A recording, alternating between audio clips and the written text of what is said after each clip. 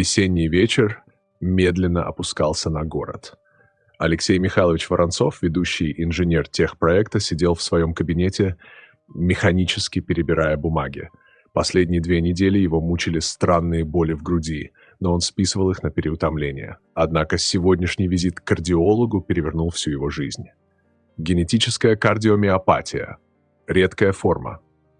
Без лечения максимум год.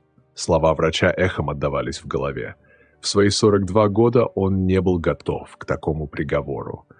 За окном шумел весенний город, люди спешили по своим делам, а его мир рушился. Марина, его жена, вот уже 15 лет ждала его дома. Как сказать ей? Как объяснить, что их счастливая жизнь может оборваться через год? Они познакомились еще в университете. Он учился на инженерном, она на экономическом. Их первая встреча произошла в библиотеке, где Марина никак не могла достать книгу с верхней полки. Высокий Алексей помог ей, и с тех пор они не расставались. «Что я скажу ей? Как посмотрю в глаза?» — думал Алексей, медленно поднимаясь по лестнице их дома. Марина встретила его, как обычно, с улыбкой и ароматом свежеприготовленного ужина. Она сразу заметила что-то неладное в его глазах. 15 лет брака научили ее читать мужа как открытую книгу. «Леша, что случилось?» Ее голос дрожал от волнения, и он рассказал. Все как есть. О диагнозе, о прогнозах, о лекарстве, которое существует, но недоступно в стране и стоит целое состояние за границей. Марина слушала, крепко сжимая его руку. Ее зеленые глаза наполнились слезами, но она держалась. Она всегда была сильной, сильнее, чем казалось на первый взгляд. Прошел месяц. Алексей все больше замыкался в себе. Он продолжал ходить на работу, но былый энтузиазм исчез. Марина видела, как муж медленно угасает, не столько физически, сколько морально. Она не могла этого допустить. Случайная встреча с давней подругой Татьяной, работавшей в фармацевтической компании, дала ей надежду. Татьяна рассказала о докторе Игоре Петровиче Савельеве, который занимался экспериментальными препаратами и имел связи за границей.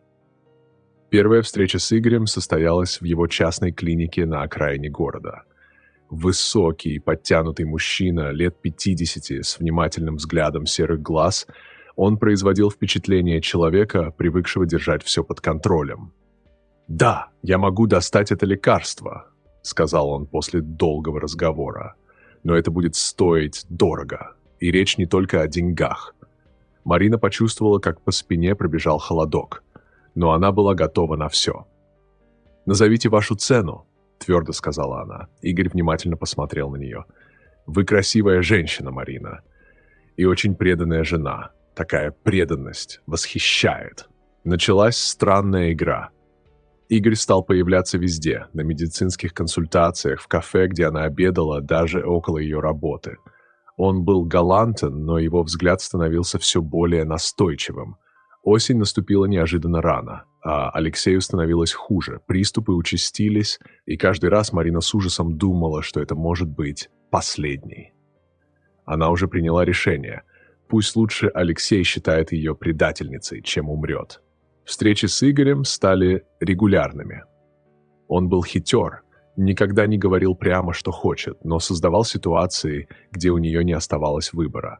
Ужины в ресторанах, случайные встречи поздно вечером, прикосновения, становившиеся все более интимными.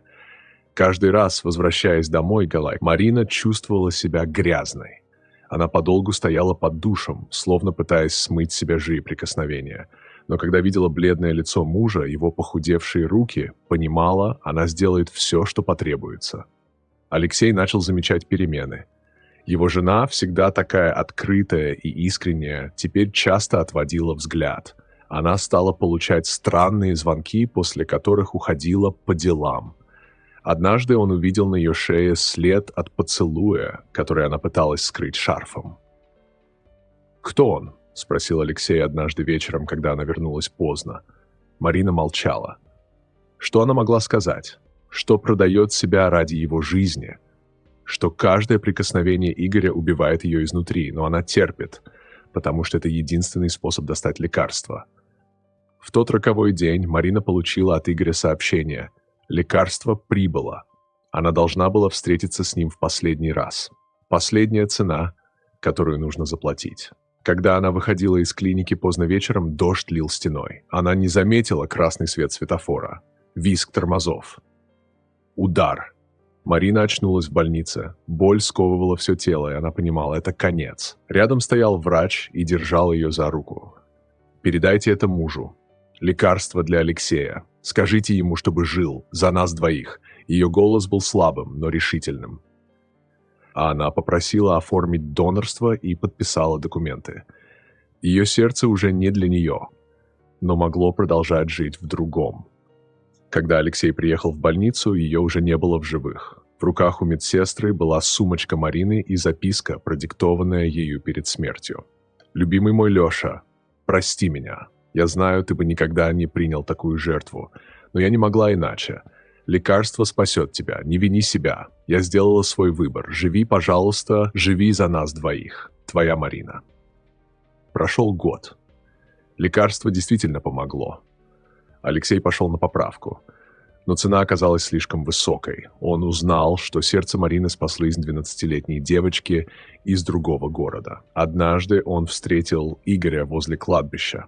Тот пытался что-то объяснить, оправдаться, но Алексей просто молча прошел мимо. Что тут можно было сказать?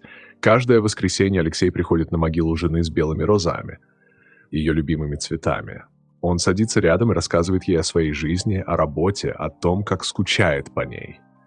«Знаешь, — говорит он тихо, — я понял, что настоящая любовь — это когда готов отдать все, даже самого себя, ради любимого человека. Ты научила меня этому, и я буду жить, как ты хотела. За нас двоих». А где-то в другом городе бьется сердце Марины, даря жизнь маленькой девочке. И, может быть, в этом и есть высший смысл. Любовь, способная преодолеть даже смерть, продолжает жить в других.